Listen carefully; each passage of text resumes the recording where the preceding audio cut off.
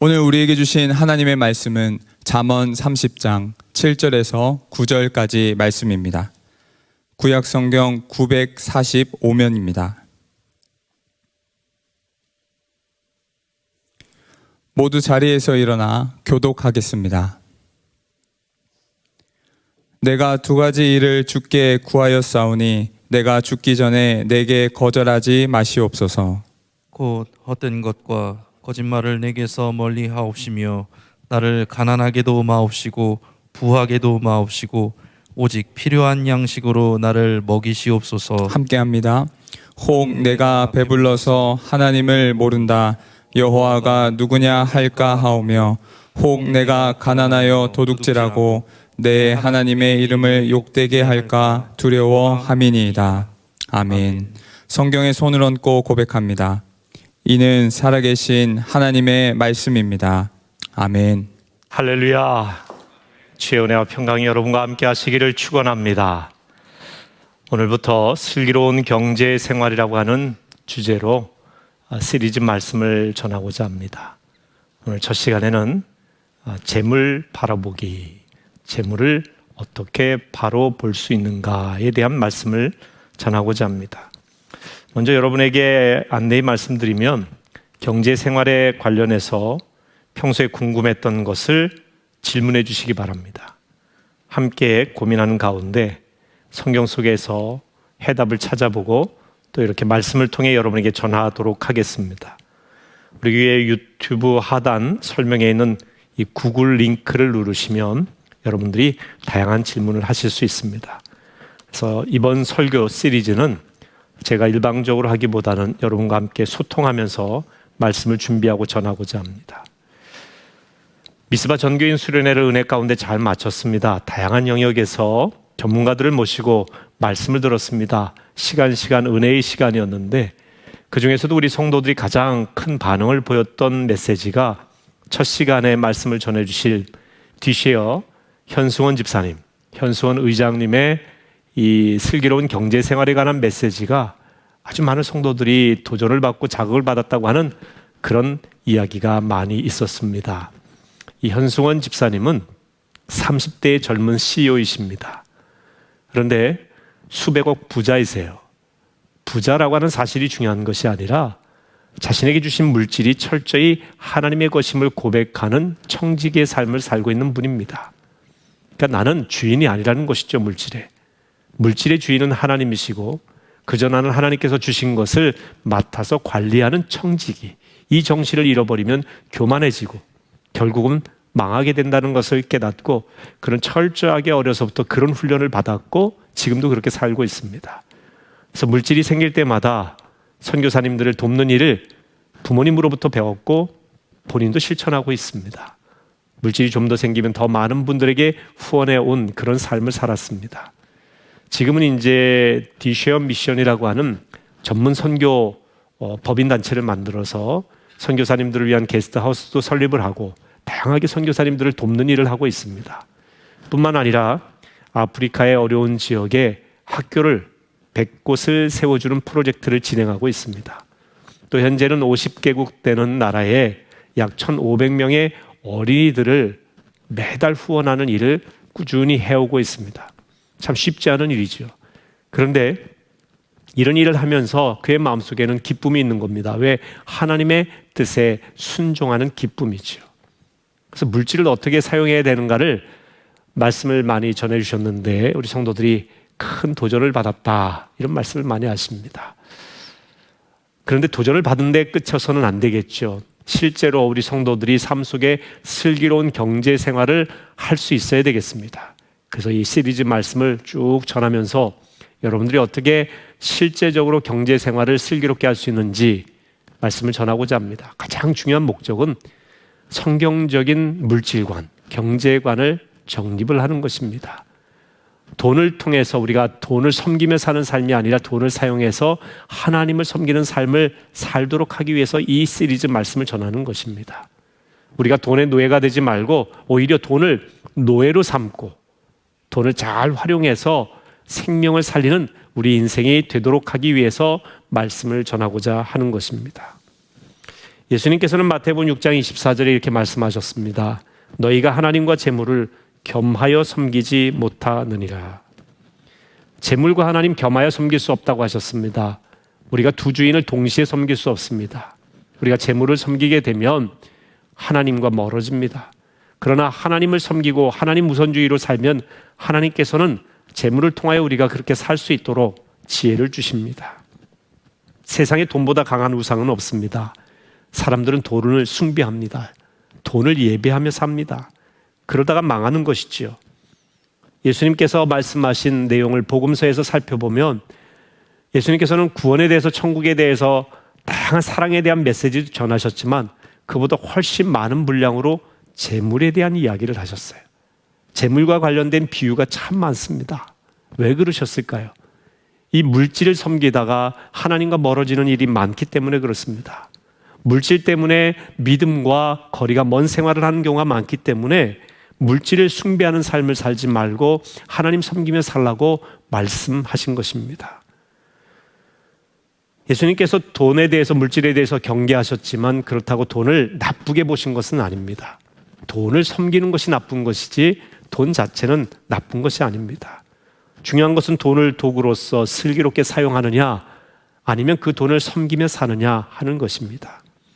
우리가 사는 세상을 돈과 분리해서 살 수가 없죠. 물질은 천지 창조한 그때부터 인간과 늘 동행해 오고 있습니다. 때로는 도움을 주기도 하고 때로는 시험거리가 되기도 했습니다. 근데 물질이 도움을 주는 경우도 참 많지만 그보다 훨씬 더 많게 물질 때문에 시험에 드는 경우가 더 많은 것 같습니다. 사단이 이걸 잘 알아서 이 물질을 가지고, 육적인 양식을 가지고 사람들을 시험하는 경우가 많습니다. 예수님께서 광야에서 40일 동안 금식하신 후에 굶주리셨지 않습니까? 공생애를 시작하기 전에 먼저 하나님께 간절한 기도로 시작을 하신 겁니다. 그런데 그걸 알고 사탄이 와서 예수님을 시험하죠. 돌덩이가 떡덩이가 되게 하라. 다시 말하면 물질에 대한 시험입니다.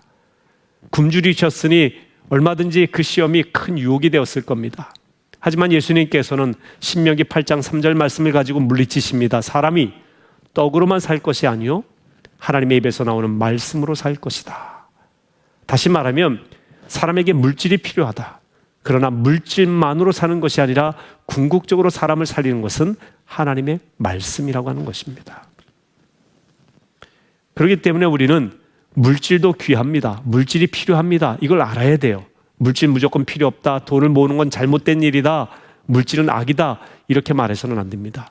필요하지만 궁극적으로는 물질만으로 살아서는 안 된다는 것입니다. 물질을 숭배해서는 안 된다고 하는 것이죠. 어떤 청년이 제게 이렇게 얘기합니다. 목사님, 영끌에서 주식 투자했는데 망했습니다. 요즘 영끌이라는 표현이 많이 나오는데요. 이것은 영혼을 끌어모으다라고 하는 표현의 약자입니다. 다시 말하면 영혼까지 끌어모아서 투자하고 다 걸 정도로 전체를 다 걸었다는 거예요. 어디에? 주식에 걸었다는 겁니다. 그런데 주가가 폭락하면서 빚만 늘었다는 것이죠. 대출을 받아서까지 투자를 했는데 대출 이자 갚느라고 진땀을 흘리고 있습니다. 그러면서 제게 묻습니다. 목사님, 기독교인은 주식에 투자하면 안 되나요? 기독교인은 부자가 되면 안 됩니까? 이렇게 묻습니다. 여러분, 주식에 투자하면 될까요? 안 될까요?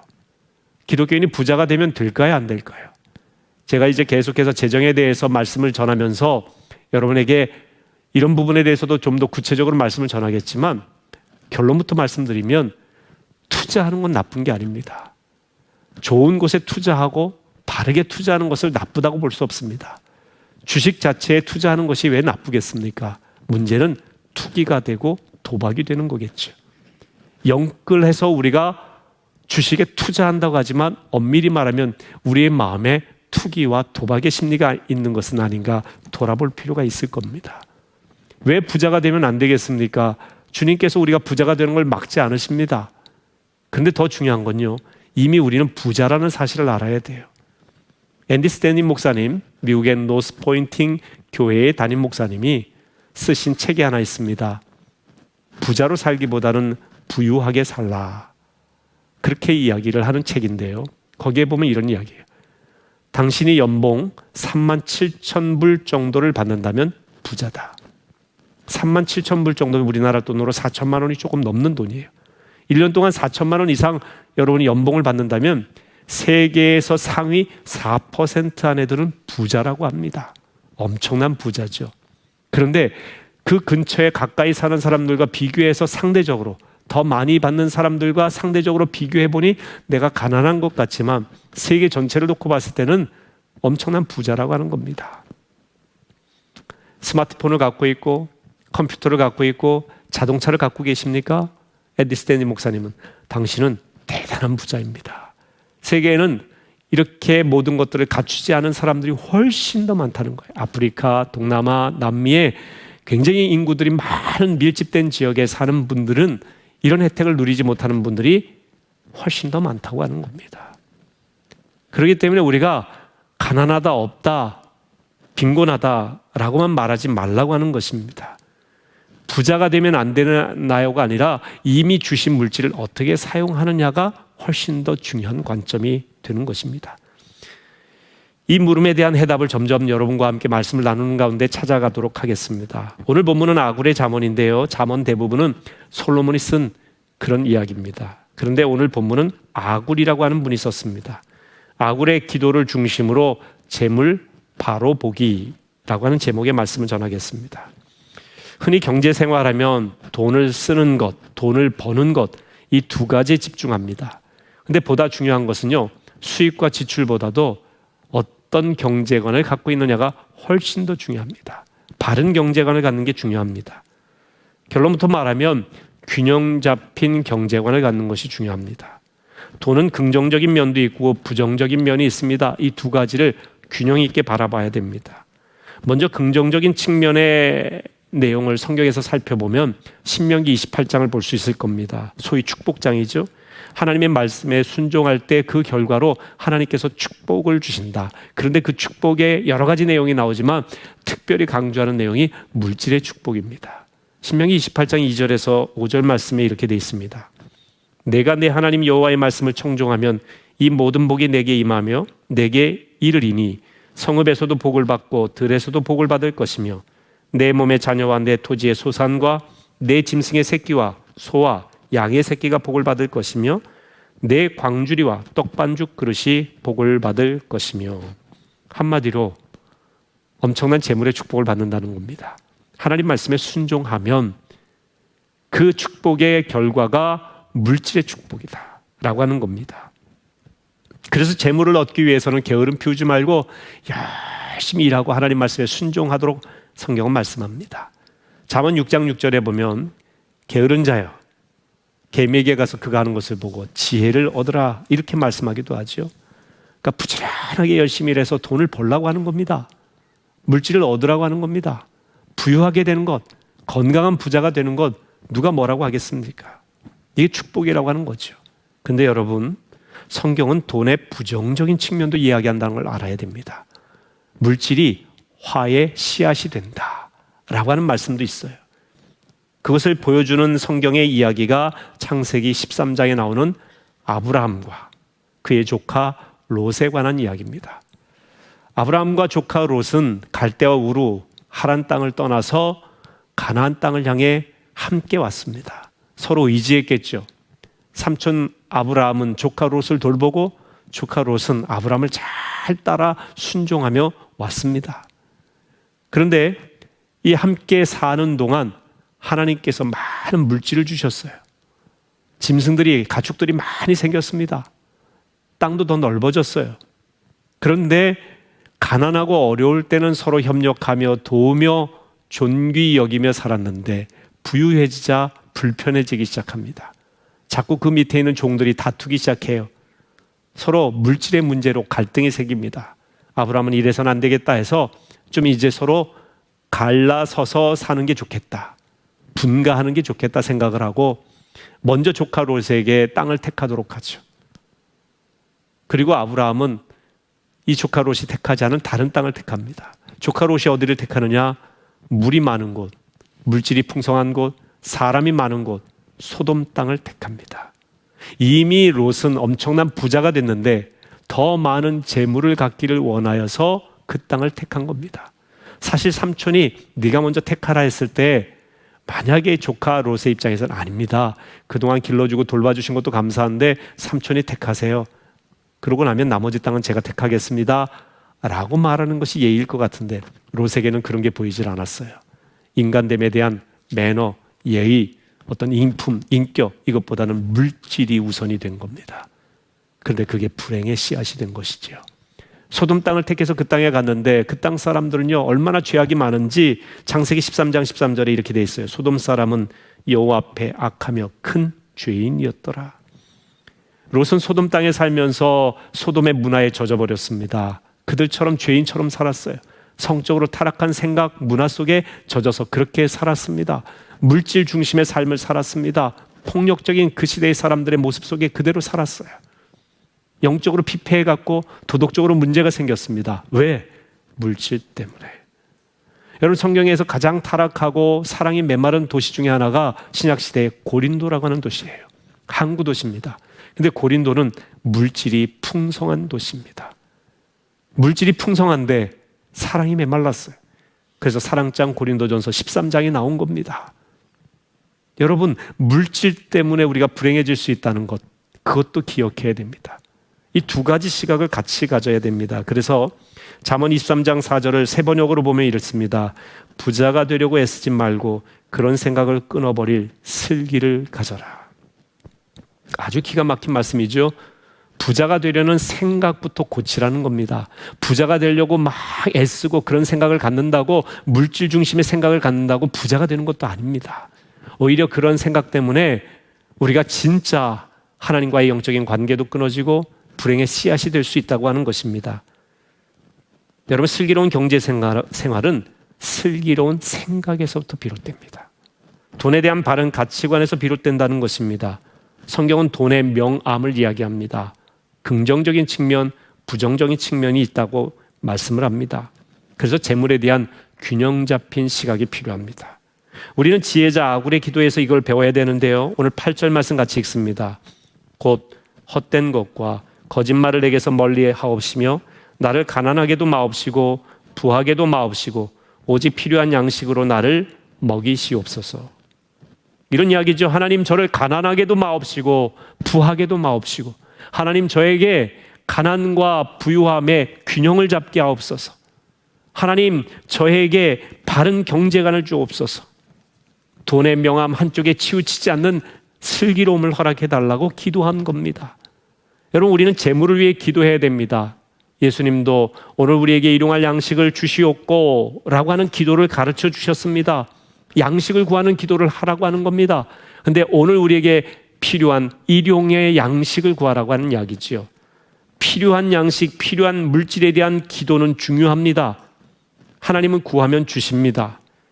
그래서 우리는 물질을 구하는 기도를 저급한 기도로 취급해서는 안 됩니다. 물질의 축복을 저급한 축복이라고만 치부해서도 안 됩니다. 참 귀한 일입니다. 하지만 그보다 우선적인 기도가 있다는 것을 여러분 인식하세요. 돈에 대한 균형 잡힌 가치관을 구하는 겁니다.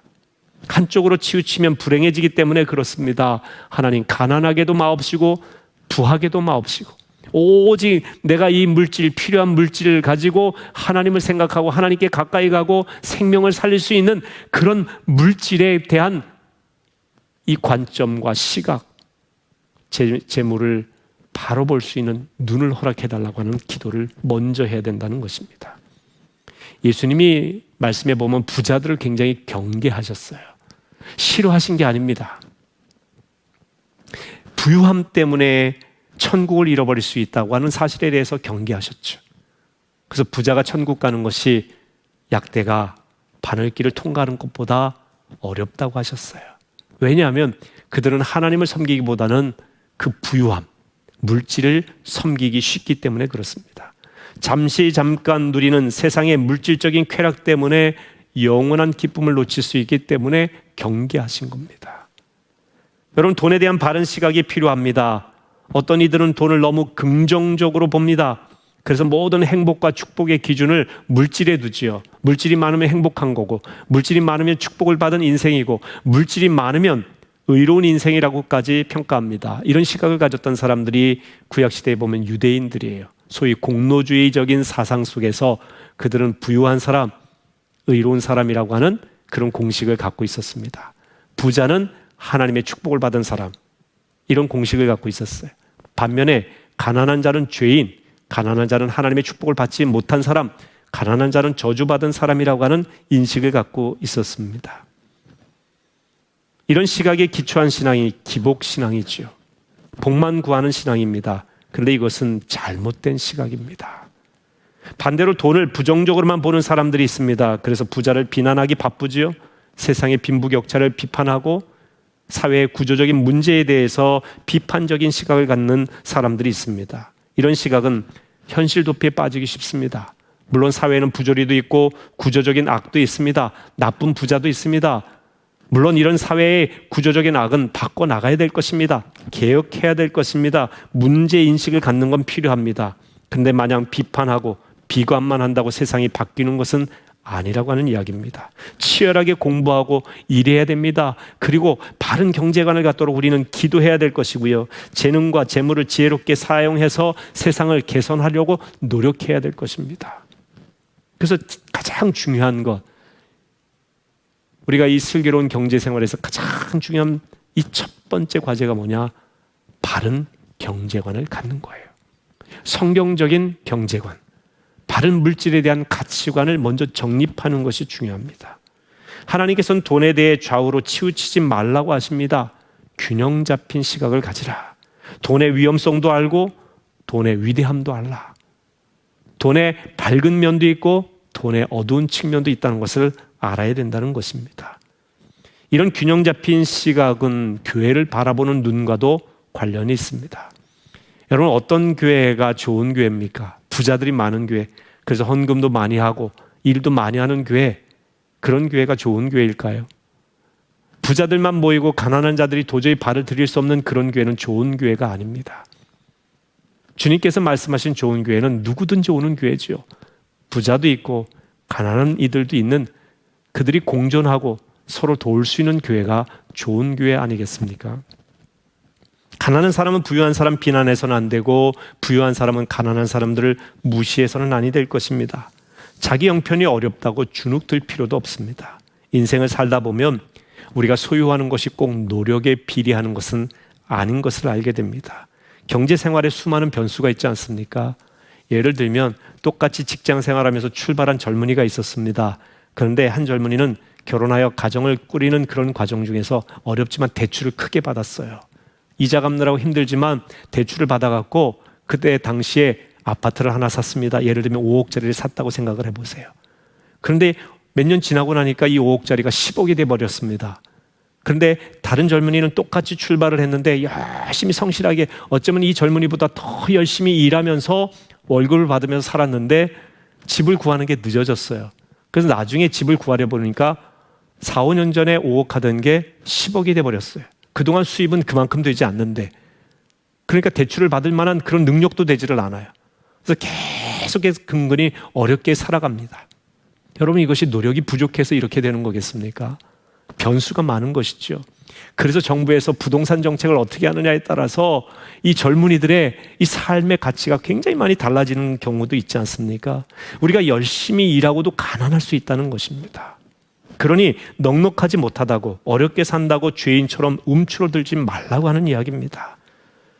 사회도 그렇고 교회도 그렇고 다양한 사람들이 모여서 서로 도움을 주고받으며 한 몸을 이루는 공동체가 교회입니다. 근데 여러분, 우리가 세상적으로 말하면 운이 좋아서 시기적절해서 좋은 아파트를 싼 값에 일찍 사서 돈을 많이 번다고 과연 행복하기만 할까요? 그러면 늘 그런 생각을 갖게 되지 않겠습니까? 부동산이 우상이 될 수 있어요. 아파트가 우상이 되는 삶을 살 수 있습니다. 계속해서 거기에 신경 쓸 거 아닙니까? 주식을 통해서 돈을 많이 벌었어요. 그러면 늘 컴퓨터 앞에서 주식을 볼 겁니다. 아마 잠도 못 자고 주식을 볼 거예요. 언제 투자해야 될까? 거기에 온 신경을 기울이는 것, 돈을 많이 벌지만 그렇게만 살아가는 것이 행복한 삶일까요? 그러니까 변수가 많다는 이야기를 하고 싶은 겁니다. 무엇이 옳다, 그르다고만 평가하지 말라는 것이고요. 물질이 많이 그렇게 해서 벌은 사람은 운이 좋고 축복받은 사람이고, 그렇지 못한 사람은 재수 없는 사람이고 축복받지 못한 사람이라고 하는 이분법으로 생각하지 말라고 하는 이야기입니다. 명암이 다 있어요. 명암이. 앤디 스탠리 목사님이 쓰신 책 이야기를 했는데요. 그 책에 보면요, 미국에 여러 가지 이제 돈을 많이 버는 스포츠 스타들이 있지 않습니까? 그 앤디 스탠리 목사님이 부자로 살기보다는 부유하게 살라 이런 책을 썼어요. 거기에 미국 스포츠 일러스트레이트지에 나온 이제 스포츠 선수들에 대한 이야기가 나오는데요. 미국에서 돈 제일 많이 버는 스포츠 선수들이 미식축구 그리고 NBA라고 하는 농구 선수들이에요. 근데 NFL이라고 하는 미식축구 선수 중에 78%가 이 은퇴한 지 2년 내에 파산을 한대요. 여러분, 그 미식축구 선수들은요, 못 벌면 수십억 벌고요, 잘 버는 선수들은 수천억을 벌어요. 그러니까 그들의 인생이 파산할래 파산할 수 없는 엄청난 물질이 있습니다. 그냥 다른 거 안 하고 은행에다 넣어두기만 하더라도, 뭔가 그냥 투자만 건강한데 하더라도 그 이자만으로도 어마어마하게 살 수 있는 인생이에요. 근데 78%가 2년 내에 파산을 하는 거예요. NBA 선수 중에 60%가 은퇴 후 5년 내에 빈털터리가 되더랍니다. 이런 연구 결과도 있어요. 복권 당첨자 절반 이상이 5년 내에 파산을 하더랍니다. 문제는 물질의 많고 적음이 아니라 이 물질을 보는 바른 경제관이에요. 바른 경제관을 갖지 못하면 매우 위험한 결과를 초래한다라고 하는 것입니다. 그래서 균형을 잡아야 되는데, 균형을 잡기 위해서는요, 또는 돈을 보는 눈이 필요한데 돈을 도구로 이해하는 눈이 필요합니다. 돈을 칼로 보면 좋겠습니다. 날선 한 자루의 칼이라 생각해 보세요. 좋은 칼일까요? 나쁜 칼일까요? 이 칼은 아직 좋은 칼인지 나쁜 칼인지 말할 수 없습니다. 좋을 수도 있고 나쁠 수도 있죠. 의사의 손에 들린 칼은 수술을 해서 치료한 칼이니 좋은 칼일 겁니다. 요리사의 손에 들린 칼도 맛있는 음식을 만들어서 사람들을 유익하게 하니 좋은 칼이겠죠. 강도의 손에 들린 칼이라고 한다면 사람을 해치고 죽일 수 있는 칼이니 매우 위험하고 나쁜 칼이 될 겁니다. 이 도구를 누가 어떻게 사용하느냐에 따라서 달라지는 겁니다. 돈도 마찬가지예요. 돈 자체는 좋은 것도 나쁜 것도 아닙니다. 가치 중립적입니다. 누가 어떻게 사용하느냐에 따라서 매우 달라지는 것이 돈입니다. 성경은 돈 자체를 악으로 규정하지는 않지만 그 돈의 메인 인생, 돈을 사랑하면 마음을 빼앗긴 인생은 악으로 규정합니다. 자, 디모데전서 6장 10절 말씀 보겠습니다. 돈을 사랑함이 일만하게 뿌리가 되나니 이것을 탐내는 자들은 미혹을 받아 믿음에서 떠나 많은 근심으로써 자기를 찔렀도다.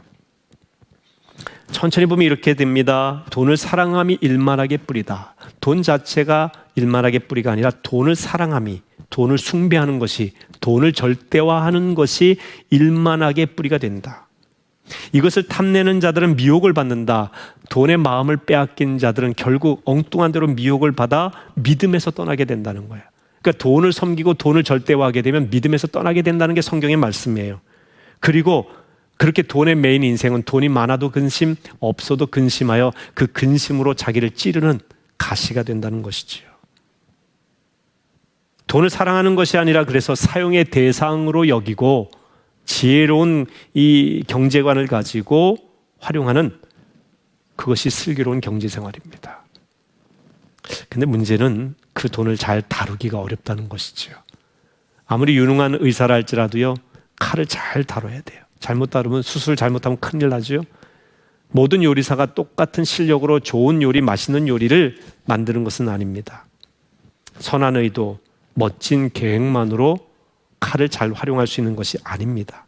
실력도 있어야 되겠고요, 경험도 있어야 됩니다. 그런데도 실수를 하죠. 그래서 칼 앞에 겸손해야 됩니다. 함부로 휘두르면 안 됩니다. 마찬가지로 우리는 물질 앞에 겸손해야 돼요.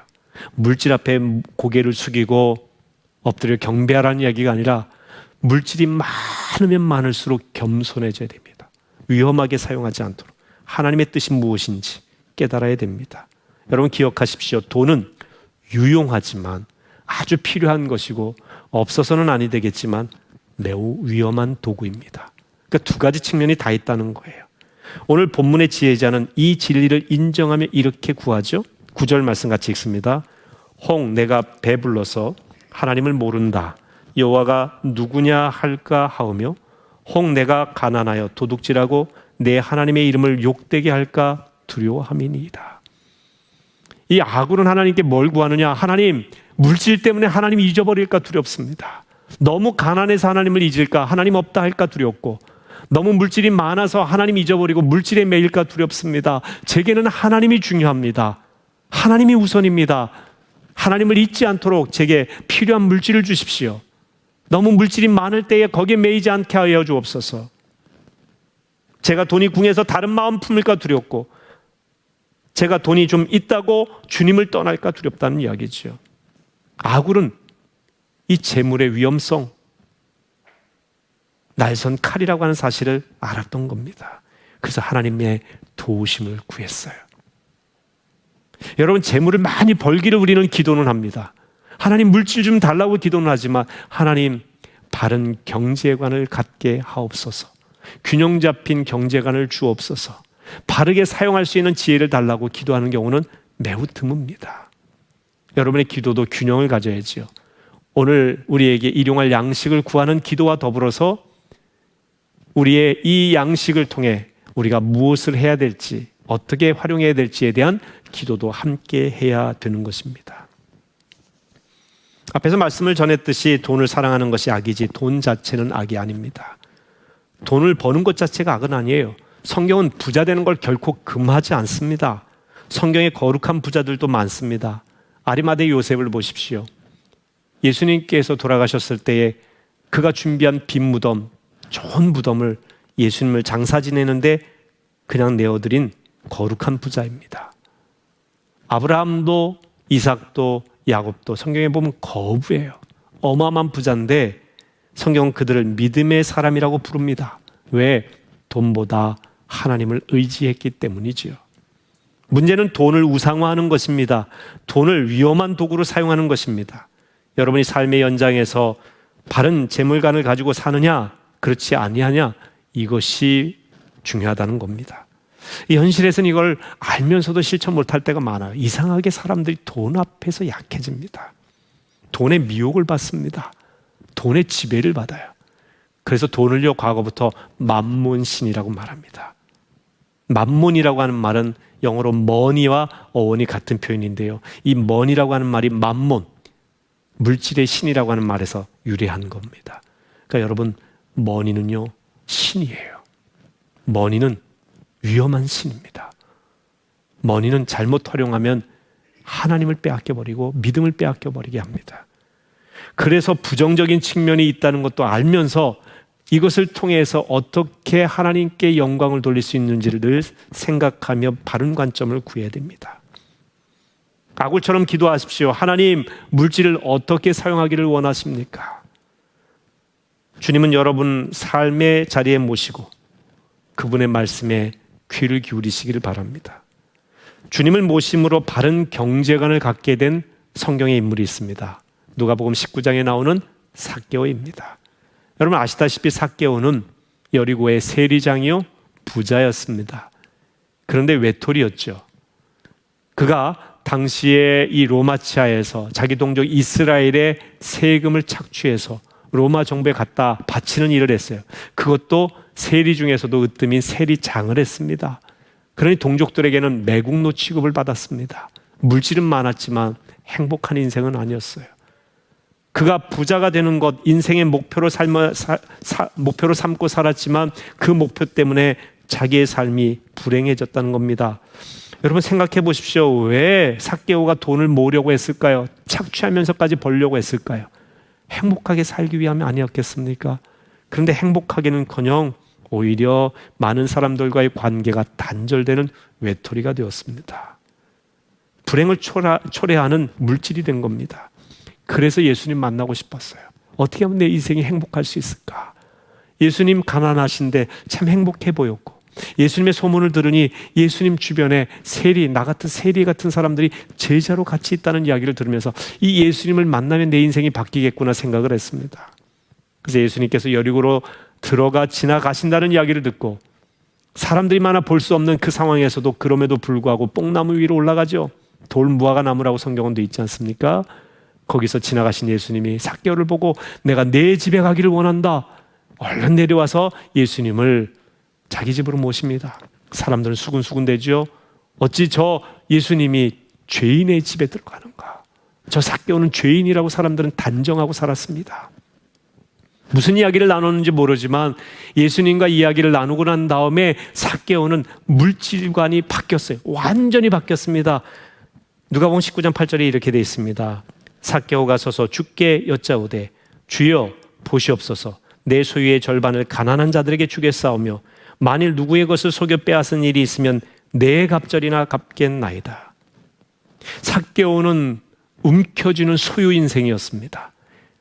그런데 이 삭개오가 예수님을 만나고 나자 나눔 인생으로 바뀌게 된 겁니다. 자기가 소유한 것의 절반 가난한 자들에게 주겠습니다. 엄청난 재산 중에 절반이나 가난한 자들에게 주겠고 누구 것을 빼앗아 토색하고 착취한 일이 있으면 4배를 갚겠습니다. 아마 착취한 일도 많았을 테니 그 4배를 갖게 되면 엄청나게 그의 재물에 손실이 올 겁니다. 근데 그는 그게 문제가 아니에요. 예수님 만나고 난 다음에는 물질 중심의 삶이 아니라 소유의 인생이 아니라 나눔의 인생이 된 겁니다.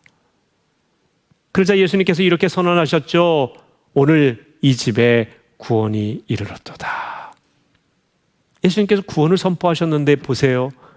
예수님 제가 믿습니다. 구세주로 믿습니다.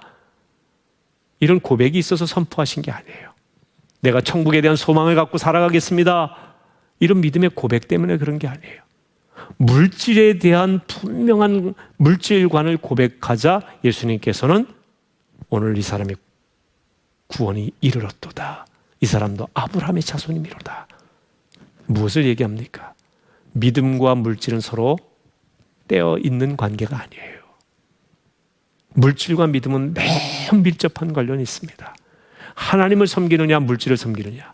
삭개오의 이 고백은 내가 지금까지는 물질을 섬기며 살았지만 이제부터는 하나님 섬기며 살겠습니다. 예수님 주인 삼고 살겠습니다. 나는 물질의 청지기로 살겠고 진정한 주인이 하나님이심을 이 말씀 속에서 고백하고 있는 거예요. 그러니까 이런 물질의 고백은 믿음이 없이는 고백할 수가 없는 것이지요. 물질에 대한 바른 경제관을 갖게 된 겁니다. 전에는 이 삭개오가 갖고 있던 물질은 많은 사람들을 죽이는 물질이었어요.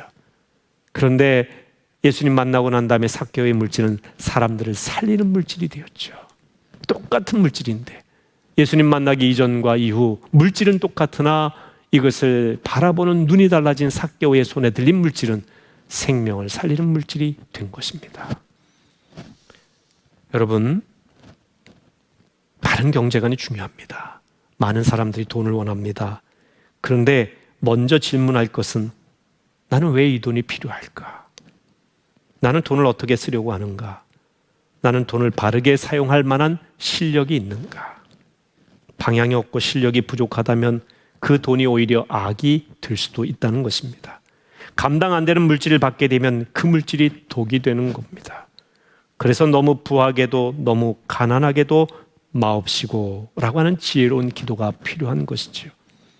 하나님 이 물질 때문에 너무 가난하여 하나님 없다 하거나 너무 부하여서 하나님을 배반하지 않도록 저로 하여금 바른 물질관, 경제관을 갖게 하옵소서. 기도가 필요합니다. 성경적 경제관을 달라고 기도하시기 바랍니다. 더 많은 물질을 구하기 전에 지금 소유한 물질로 생명 살리는 일에 쓸 수 있는 지혜를 달라고 구하세요. 하나님 마음에 아픈 기도를 들으면 하나님은 넘치도록 반드시 부으십니다. 이 시간 우리 함께 기도하겠습니다. 바른 경제관을 허락해 달라고 기도하시고요. 여러분이 필요한 양식을 구하되 이미 있는 것을 어떻게 써야 될지 하나님 앞에 지혜도 구하시기를 바랍니다. 구하는 자에게 하나님 주십니다. 삭개오와 같이 우리가 진정으로 예수를 만났다면 바른 경제관을 가져야 되는데 하나님 저에게 그러한 경제관과 믿음을 주옵소서. 믿음의 관점에서 물질을 바라보고 사용하게 하옵소서. 우리 시간 주여 믿습니다 하시고 기도하겠습니다. 주여 믿습니다.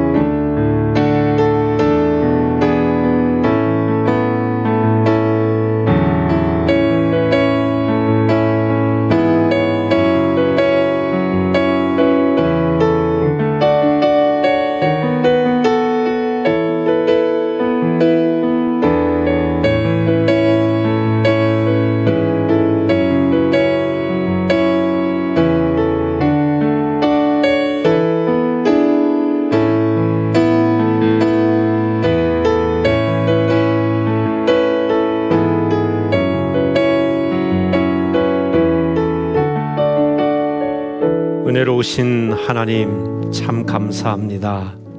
이미 저희에게 많은 물질 주심을 감사합니다. 먹고 살 수 있음도 얼마나 감사한 일인지 모릅니다. 살아가는데 필요한 것들을 때때로 공급해 주시는 주님의 은혜에 늘 감사드립니다. 그런데 우리는 감사하기보다는 비교하면서 우리가 어렵고 가난하고 형편이 몹시 빈궁하다고 생각할 때가 많이 있습니다. 주님, 저희로 하여금 비교에 의한 경제관이 아니라 하나님이 주신 바른 경제관을 가지고 지혜롭게 물질을 바라볼 수 있도록 인도하여 주옵소서. 특별히 물질은 밝은 면도 있고 어두운 면이 있다고 하는 생각을 가지고 균형 잡힌 시각으로 보게 하시고 물질을 사랑하는 것이 아니라 물질을 통해 하나님께 영광 돌리는 인생 되게 하여 주시옵소서. 예수님 만난 삭개오가 움켜쥐는 소유 인생이 아니라 나누고 베푸는 나눔 인생이 된 것처럼 물질로 나누고 베푸는 인생이 될 수 있도록 인도하여 주옵소서. 하나님, 저희가 아굴처럼 하나님 앞에 간절히 물질에 대하여 기도할 때에 귀 기울이시고 응답하여 주옵소서. 가난하게도 부하게도 마옵시고 필요한 것을 필요할 때에 적절하게 허락하시는 하나님의 은혜를 덧입고 살아가게 하옵소서. 모든 물질의 주인은 하나님이시고 우리는 맡아 관리하는 청지기임을 잊지 말게 하옵소서. 예수님의 이름으로 기도하옵나이다. 아멘.